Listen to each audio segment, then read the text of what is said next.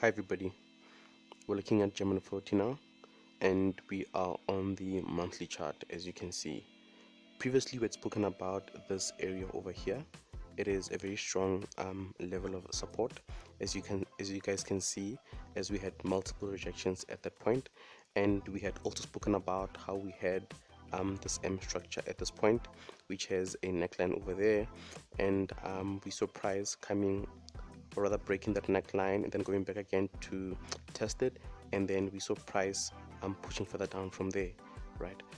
Anyway, I'm just gonna actually add a line to that support area. Just bear with me. There we go. That's our support area. And remember guys, that support is an area and not so much an actual line, right?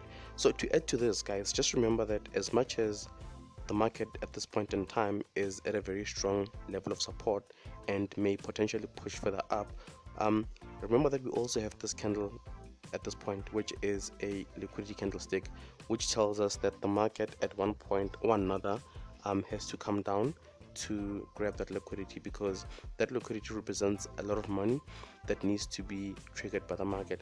However, at this point in time, this level is not so important.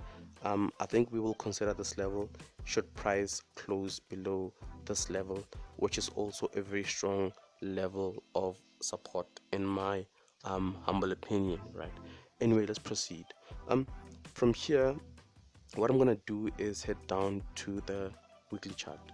So here we are on the weekly chart, and on the weekly chart we had spoken about how we have this inverted head and shoulders pattern, with the side being the left shoulder, this being the head, and this being the right hand shoulder of that pattern, right? So what else do we see in regards to this chart, which is the weekly chart of German 40, that we should be paying attention to? Let's see.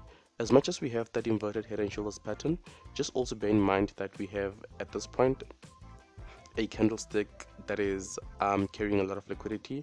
It's a bearish candlestick with a small body and a long lower wick, so we have a lot of liquidity at that point, and what may actually happen is the market may push further down to grab that liquidity and then possibly push further up, right? To add to that, remember that as much as I say we have this inverted head and shoulders pattern, if you cross out this leg of that pattern, we actually have a W structure at this point.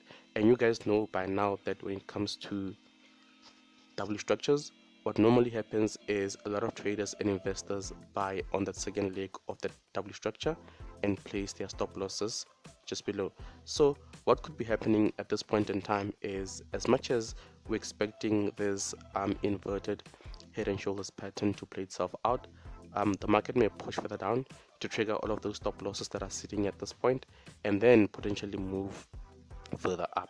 So we just need to keep that in the back of our minds, because that's one of the things that may happen in regards to German 40. All right. Anyway, let's proceed. So what else do we see on this chart? At this point, I don't see anything. So what I will do is head down to the daily chart. So here we are on the daily chart. I just want to make this slightly smaller so it's not too much in your face. There we go. All right. So what else do we see, guys? We're on the daily chart of German 40. What else do we see? What else should we be paying attention to? I'm just gonna add my channel. Just bear with me. Let's see. Let's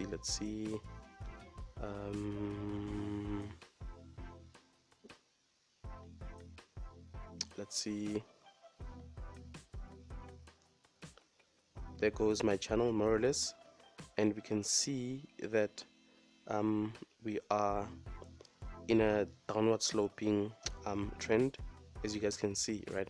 So in regards to this particular chart of German 40, which is the daily chart, what else do we see, guys, that is interesting? Another thing that is also very much interesting is the fact that we had a W structure here, which had a neckline at that point, and we saw price breaking the neckline to the upside and then coming down to totally disregard the neckline as price rather closed below the neckline, right? Making, in my humble opinion, this entire W structure irrelevant.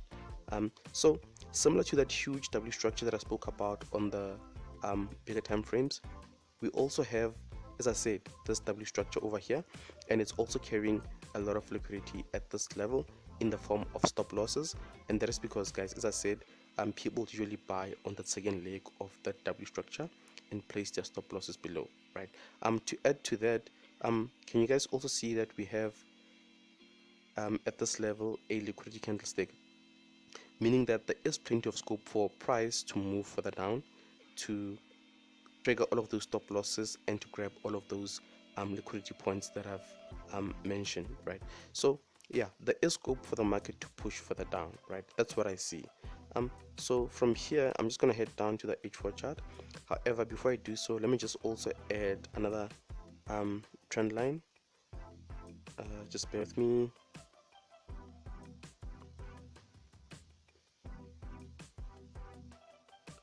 So there goes our trend line, more or less. There we go, right? There we go. Yeah, so from here I'm just gonna head down to the H4 chart. On the H4 chart, I'm just gonna fix my lines. Just bear with me. Let's see.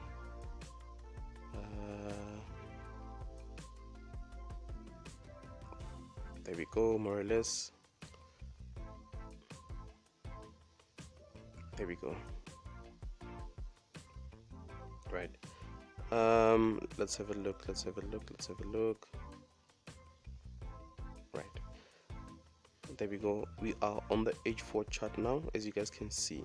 So what else do we see on this chart that we should be paying attention to?